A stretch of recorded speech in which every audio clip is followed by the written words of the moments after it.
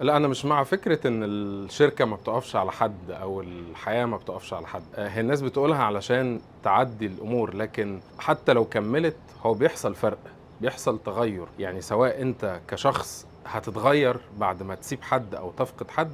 أو سواء الشركة بعد ما تفقد حد ليه قيمة، الشركة بتتغيّر حتى لو كمّلت، يعني أقصد بيكون في تغيير، والتغيير مش عيب، التغيير كويس. بس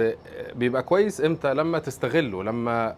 تشوف عيوبه وتصلّحها وتشوف مميزاته وتستثمر فيها، حتى لو التغيير ده أو اللي حصل لك ده حصل لك أنت كشخص، إنك فقدت حد غالي مثلًا، فبدأ حاجة تأثّر عليك، اوعى تقول أنا نِفْسي أرجع زي الأول، ما هو دي مستحيلة، أنت هترجع يا إما أضعف يا إما أقوى، أنت صاحب القرار، عايز تكون أضعف فأنت هتركن إلى حزنك وكآبتك، عايز تكون أقوى فأنت هتستثمر وهتبقى عندك عضلات نفسية، أو أنت لو بنتكلم على سكيل الشركة فأنت الشركة هتكون عندها عضلات جديدة، عندها ستاف جديد، عندها روح جديدة، عندها استراتيجي جديدة المفروض تنقلها من مكان لمكان تاني.